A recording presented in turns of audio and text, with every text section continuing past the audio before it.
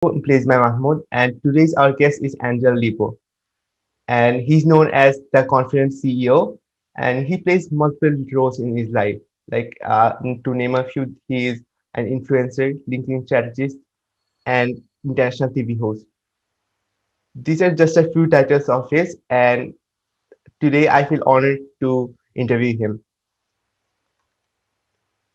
So, for our listeners who don't know you, can you tell us a bit about yourself and how the journey has shaped you today? Of course, thank you. Thank you very much, Mahmoud, for having me, and thank you everybody for listening to us today. So, as you said, my name is Angel Ribo, and my brand is the CEO Confidant. And basically, both accomplished entrepreneurs and corporate CEOs, they hire me to bridge the gap globally for expansion and exposure. I basically help them take their businesses internationally as a way to accelerate the growth of their businesses. And basically, I've done that for a long time already. And the reason why my brand is what it is because when I left corporate America 5 years ago, I counted how many companies and CEOs I had held before, and in the last 20 plus years, I have held more than 1,500 CEOs in 33 different countries. So thank you for having me. Besides that, I'm also the president and co-founder of Wisdom for Kids, which is a foundation we help underprivileged kids in Latin America become entrepreneurs using the local resources. Yeah, that's amazing. That's amazing. 1,500 is like really big number. Yeah, that's a lot. Like how Yeah, long it's a have? big number. Yeah, absolutely.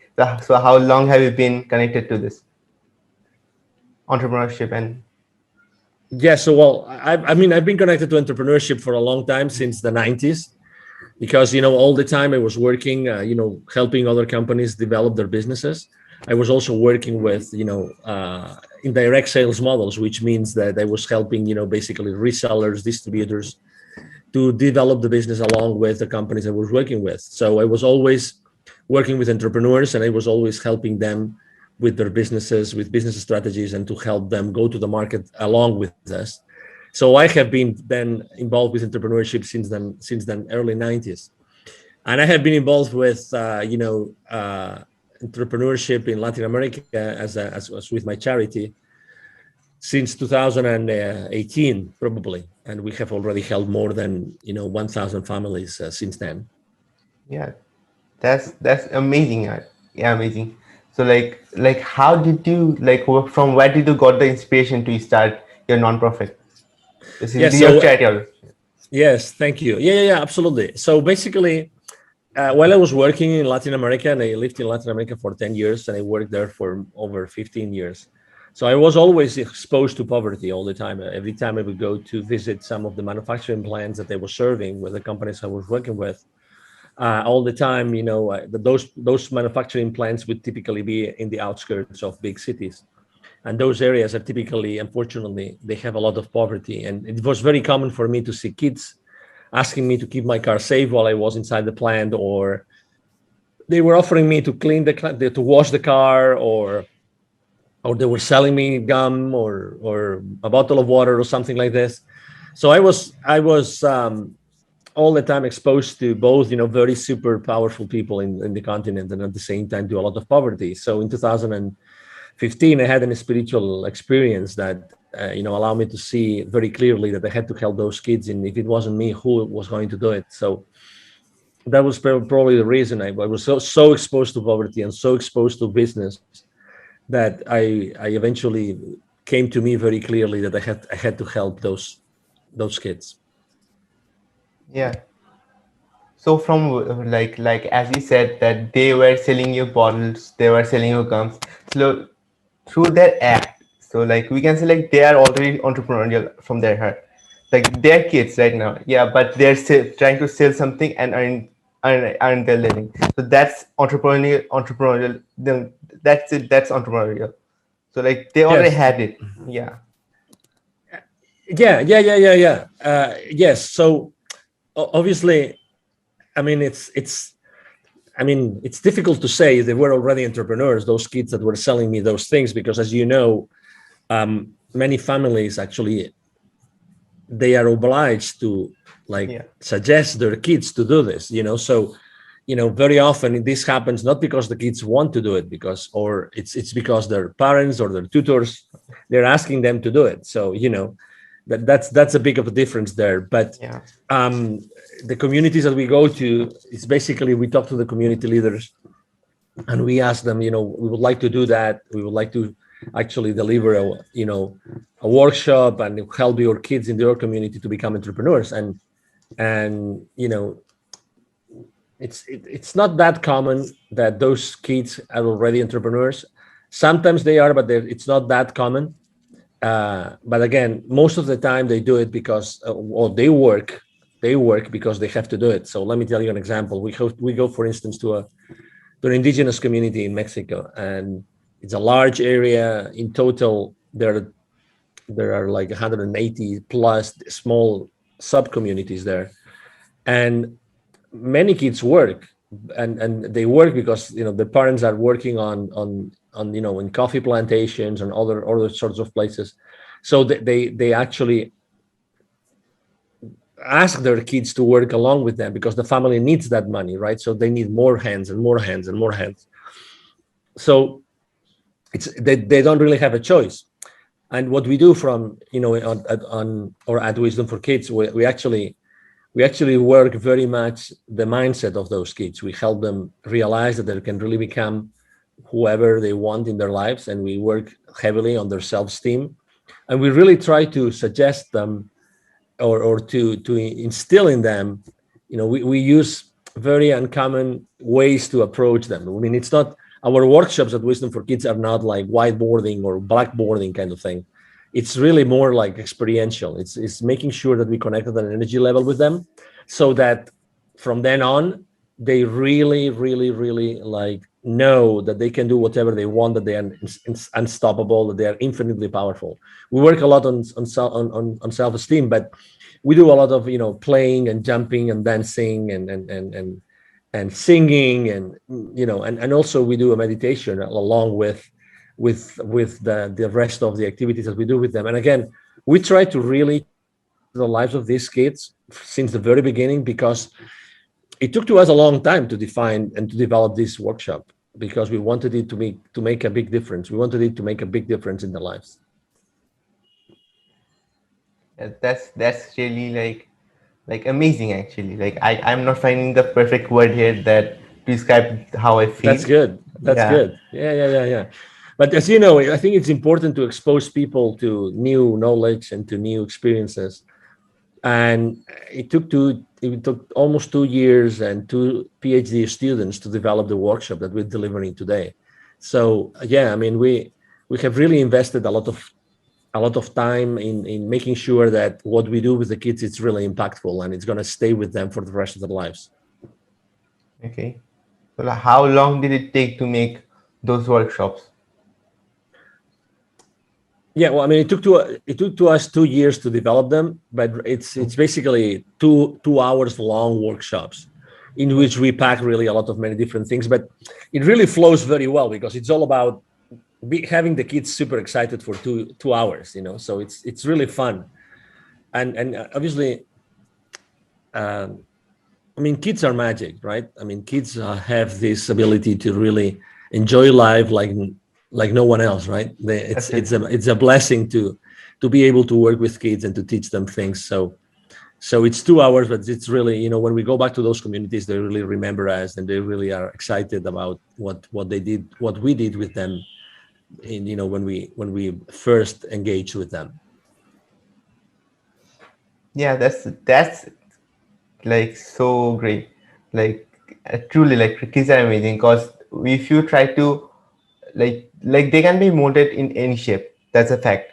So like if you just give them proper knowledge about something and make them interested in a topic, they're gonna go that way. Like that's the truth. And that's so like building their foundations from like that early age like is what the future needs basically. So like they are the future. Yeah, That's the truth. And if the foundations is not good, like then like how what the will the future be? exactly. Exactly. Exactly. So tell us a bit more about your spiritual awakening. Like what experience did you had? Yeah. So basically, thank you for asking. So basically, it was this. It's actually the second time that I feel this like super rush of energy. It was a Saturday morning. I was in a hotel in Mexico City. It was 8:30 a.m. I just woke up. I was really remorseful. I was really sad. I was really exhausted because I had worked a lot the previous week. I missed my plane to go back home the previous day on Friday.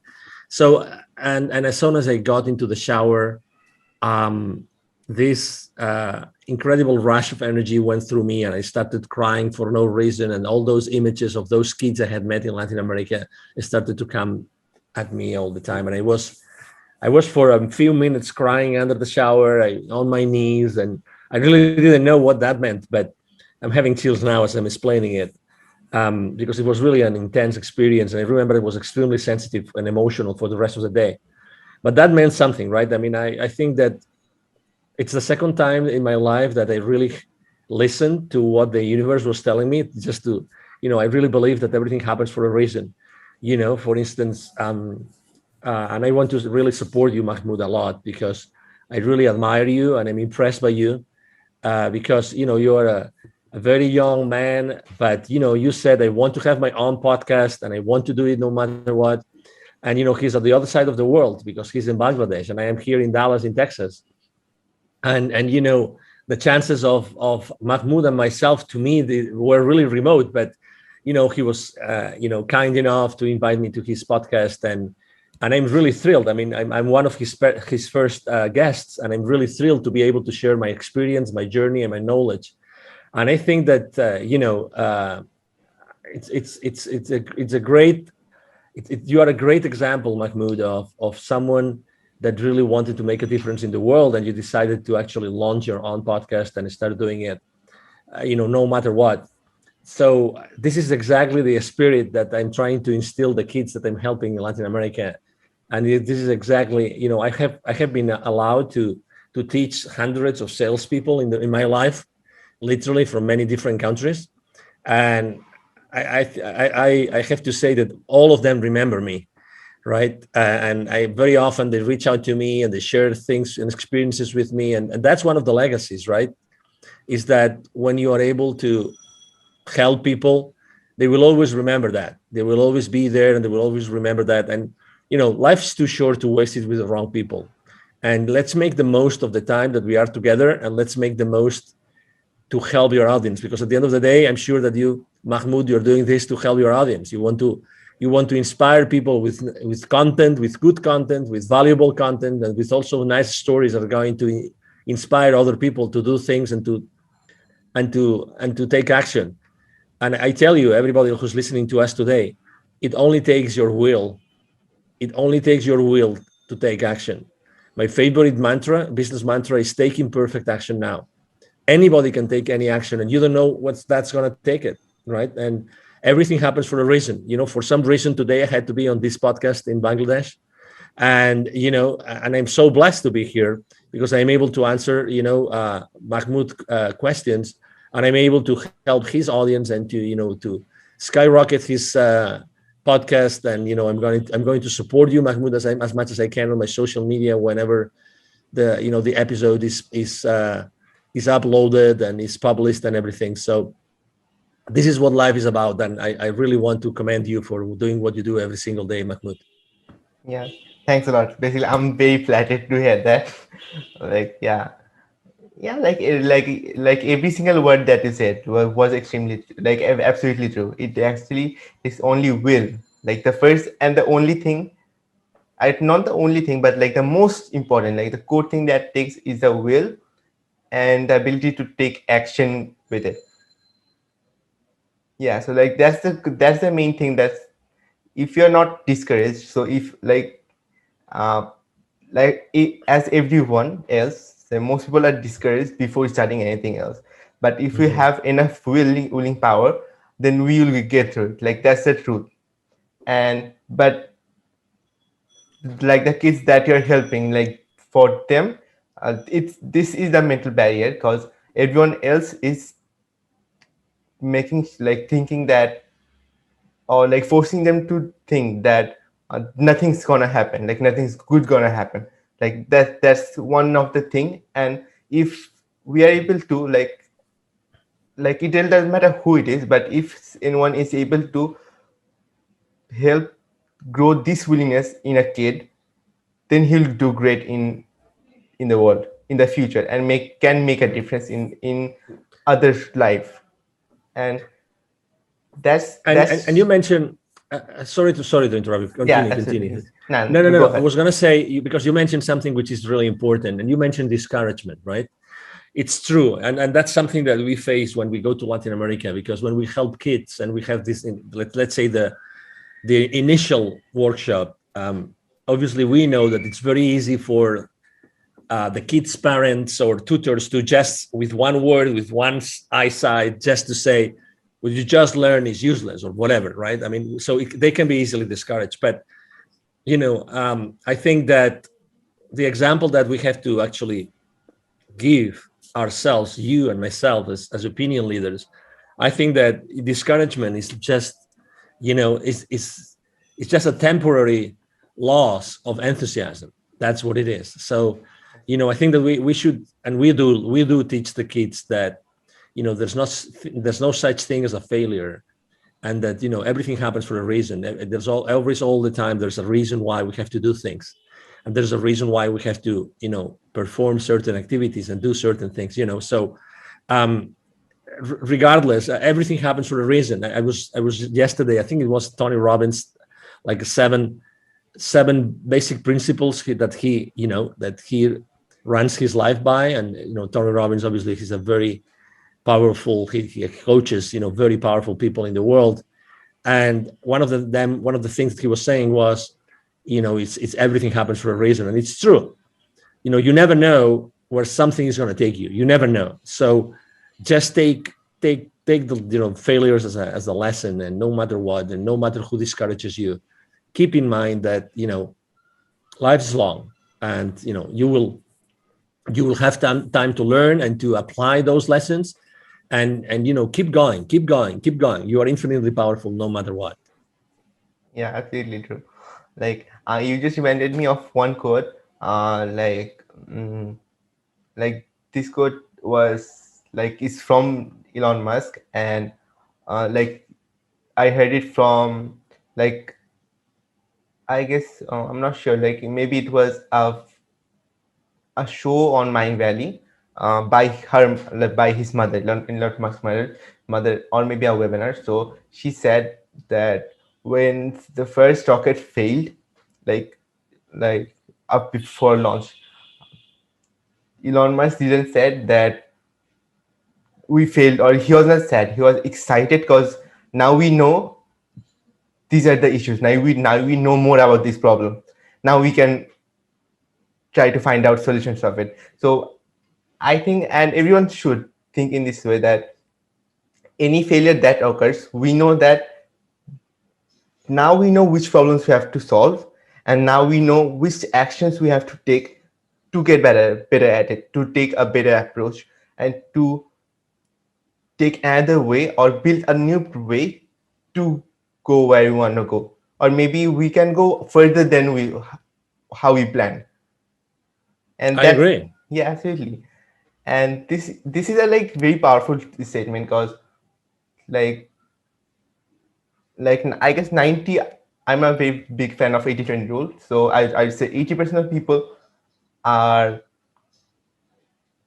discouraged or like see failures as like that's it, that's end all, like that's end all, and they are not learning from it. So, and from also a book, I'm not sure like the name of what's the name of it, it was. So it said that until the time you learn from your mistakes and get better at it, you're gonna keep failing on that thing. Yeah. So, so you have to see every failure as a way to learn new things and grow our skills, so that we can like just crush that thing. Yeah, I agree. I agree, Mahmoud.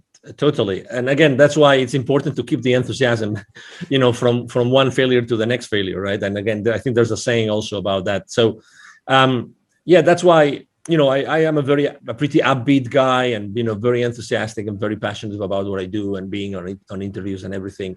And that's why I think that's also a mission. The ones of us that we are good in communicating, or even if we're not so good and we still want to learn and can learn about communication, I think that we have to do it because we have a mission. We have to help others that are not on the same spot, to keep on moving forward, keep on moving forward. We are right now living, after 12 months, it's now March 2021. We've been for 12 months now living under restrictions all over the place. And I'm sure that Bangladesh is not an exception. So, we have learned that it's possible in only a few days for something to be really literally be running all over the world, right? So, and restrictions all over the world. So I think that we have to help each other, and we have to make sure that we use everybody's energy for the good of everybody. Really, I really believe so. Yeah, absolutely, absolutely. I completely agree with that. So I actually missed a word that you said, or like I catched a word. Um, oh, sorry.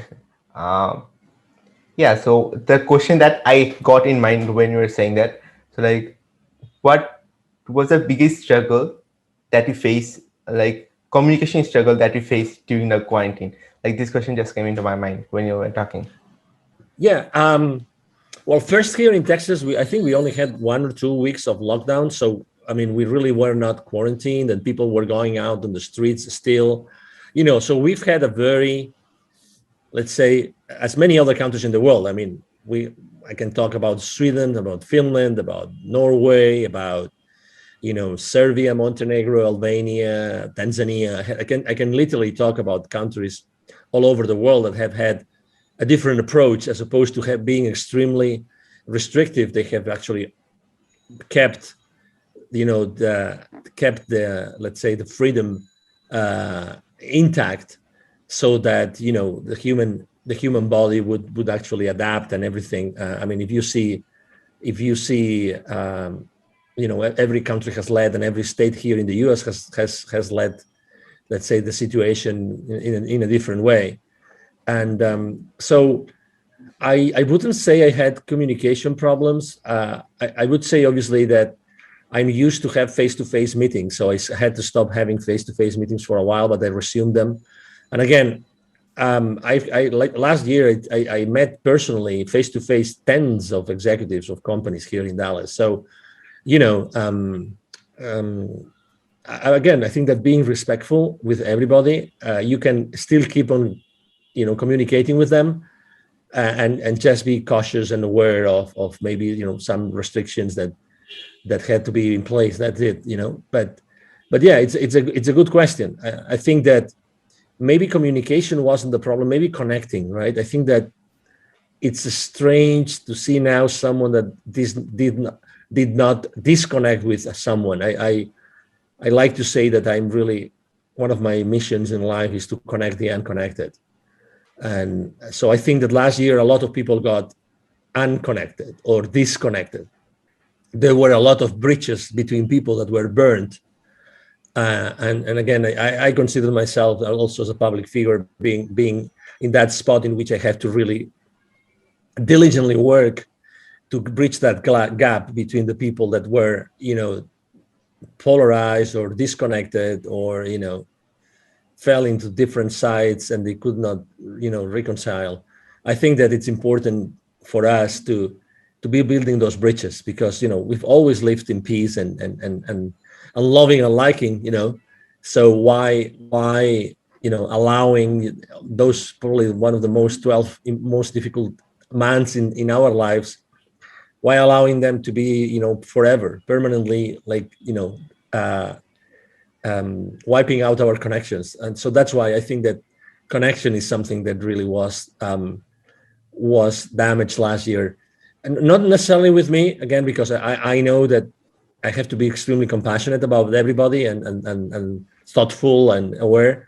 But I know that there's a lot of people that have, lost friends and relatives, like, like friendships, I mean relationships that were broken, and I think that rebuilding those bridges, it will eventually happen again. It will take some time, but I think that uh, we are here to do that, and you do that with your podcast every single day, Mahmoud. Thanks again for like just mentioning that. Um, yeah, that's really awesome. Cause like I loved your mission, which you said like connecting unconnected people. Cause like that's really important. Cause because of this, especially this, I don't exactly say that because of this only this, let's say, pandemic only, but for a pretty long time people are unconnected. Like people are getting unconnected, like they're connecting on social medias, that's true, but most of the people are unconnected with each other. And that's a really big problem because we have to get connected to solve the biggest problems in the world. Let's say like hunger is a great problem in a large portion of the world. So let's, for even solving that problem, we have to get connected. And if you're connected, and like connected minds create solutions, that's the thing. Like, because, well, let's say like the most genius person in the world, let's say Einstein for example, though he's not there anymore, but even if he was alone, he might have, like, he could have did the best thing, like invented the best thing. But if, like, when other people were also around him, like that's what actually boosted his invention a lot. I believe that, because it doesn't matter how intelligent you are. It's about connect, like getting together with other great people, and then you can create the best of the best thing. True. Yeah, yeah. I mean, and you're touching upon something which is really important, which is collaboration, right? I Yeah. mean, the lack of connection, could unfortunately be at the end could be like a lack of communication, right? But it doesn't have to be. I think that reconnecting means that collaborating as well, and I think that the future of the world is collaboration. Absolutely. We've lived under competing spaces forever, and I'm not saying competition is not bad, is bad, excuse me, but I'm trying to say that I think that the future is collaboration, because there's a lot of, if I don't know, that due to what has happened in the world for the last 12 months, there's going to be a lot of many different initiatives related to collaboration, helping each other, and flowing and flowing and flowing, and making this world a better place, with many different ways, or in many different ways. And yes, and being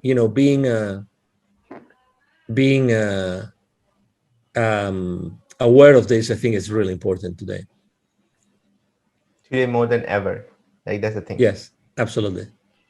Yeah. The collaboration is, I completely agree with that, because like without collaboration, like we can make great things happen.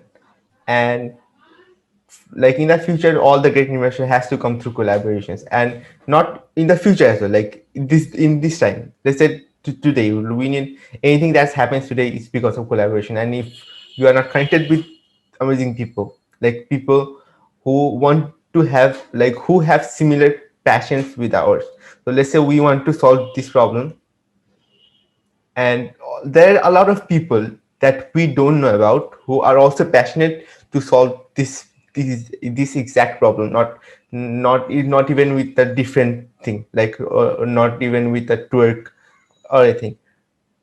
So if we are able to bring those all passionate people together, like they're gonna work passionately even if they have nothing. And that's where the magic begins, truly. Mhm.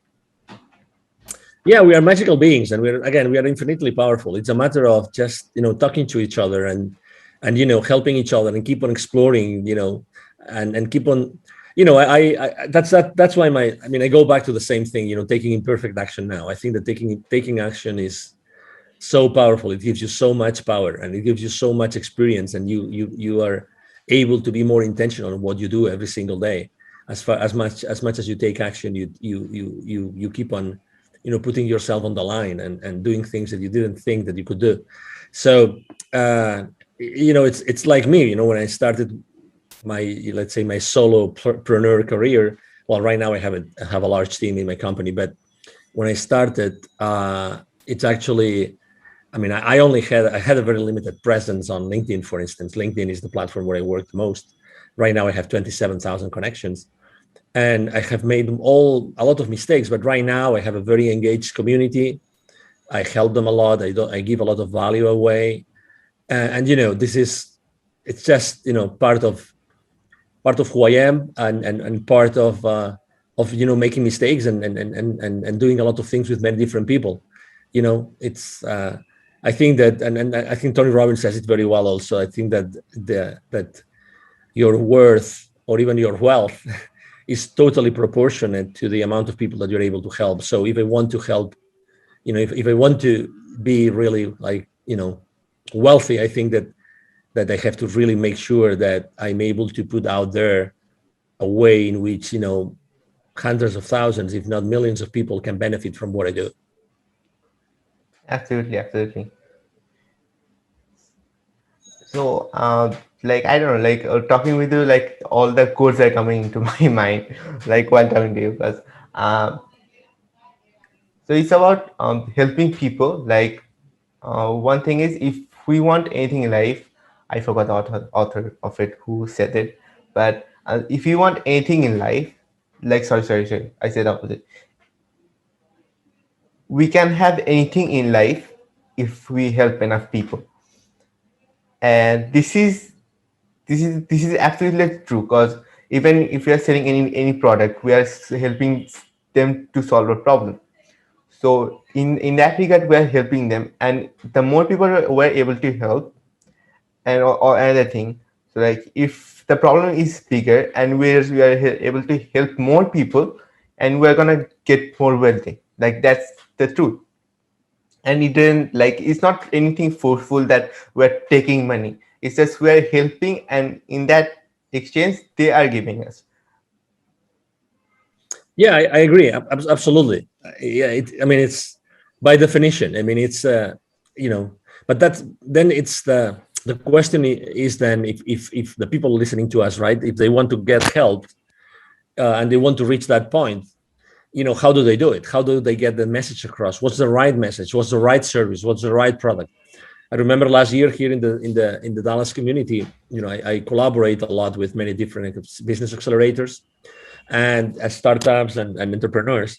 And I gave actually 2 times last year. I gave a couple of uh, webinars about pivoting. So pivoting is the concept of reinventing yourself, right? So when you pivot, this means that you are, I mean, that Completely falls like shifting. the basketball. Yeah, exactly. So the basketball term of pivoting, right? So um, I think that it's important that you know how to pivot. It's like important that you know how to put in place what your passion is, what your expertise is, what the market really, Wants. is willing to pay, and what the market wants. Those 3 things, those 4 things, excuse me. I think those 4 things are extremely relevant and extremely important.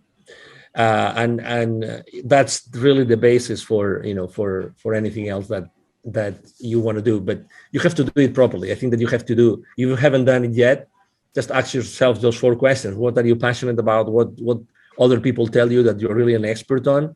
What do you think that the market needs and or the market wants? And because that's important. And then, is the market going to pay for it? And how much is going to pay for it? So those 4 questions, ask those questions to yourself. And I think that you will then be able to really set up a starting point for your entrepreneurial journey. Yeah, those four are really amazing questions, because we can start from there. So like if we kick out every other thoughts from our mind and we start from there, we can get a clear direction, and we understand the people, like what they want, what we want, and then align it with like what our strength is. And then to like after combining it, like we'll set the price as well, like depending on the market how much they want to pay, and then release it. And another thing that also came to mind was we have also have to check if the market is also ready for it, because there are a few invention, I guess, of which was invented Hmm. and they did not succeed when they were invented. Yeah. Yeah, because the market was not ready yet. But after a period of time when the market was ready, then when it was released, it became a quick hit. Like in overnight, it became overnight hit because the market was not ready. Yeah, yeah, I agree. But still, I always like to ask the question of not whether a product or service is going to succeed, but how do we make it successful? I think it's a different, I think it's the right question to ask yourself is to ask, what do you have to do or how do you have to make it successful? I think that we should ask ourselves a different question. And that's why it's so important also what we do in the schools with the kids, underprivileged kids. It gives us, you know, again, being in touch with kids all the time, and so being able to bridge that gap between the super powerful, connect the super powerful, connect them with the super underprivileged. It's such a great experience because, again, it's bringing the authenticity of the kids and also the power of the ones that have achieved almost anything in their lives. Absolutely. Like, yeah, absolutely. Those are like, these are very powerful words, you can say. Like, these are like the definition of growth, you can say, I for me. Yeah. So now, before we like get out of like this conversation and to go ahead of our day, like, is there any last word of inspirations or any final words that you want to say? Yes, Anyone? definitely. So, yeah, the first thing obviously is thank you again, Mahmoud, for having me. Thank you to the audience who's listening to us today.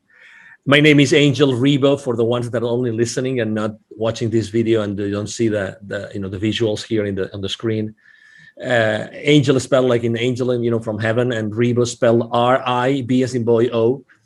If you want to find me, my brand is the CEO Confidant, as Mahmoud said earlier, and you can find me very easily on LinkedIn, the professional network. But you can find me easily anywhere, really, because I post everywhere. Really, I post everywhere every single day. Okay, I post everywhere every single day. So you will find me on Twitter, on Instagram, on Facebook, besides LinkedIn itself. And if you want to reach out to me directly and you want to send me an email, it's very easy. It's Angel, Angel, at angelribo.com. So Angel, Angel, at angelribo, which would be ANGELRIB as in boy O.com. And either myself or my team are going to be answering your email. So thank you very much. And the last thing I would like to leave everybody is that we are genuinely infinitely powerful and we can really achieve anything in our lives. So I would suggest you that if you want to start helping others, again, even if you're not even an entrepreneur, it doesn't matter, just to start helping others. And as soon as you start helping others and being exposed and being exposing yourself and your knowledge and your experience and your passion and your enthusiasm with others, lots of things are gonna happen and lots of things are gonna surface. I encourage you to do that, and you will see how your life changes in a very short period of time. Yeah. So even while living, you just said your like you share your biggest wisdom, and so I'm sure people who are listening to this got value out of it. And yeah, and thank you very much for coming to the podcast. I highly appreciate your presence. And yeah, that's how we end it. And I will soon upload it. So and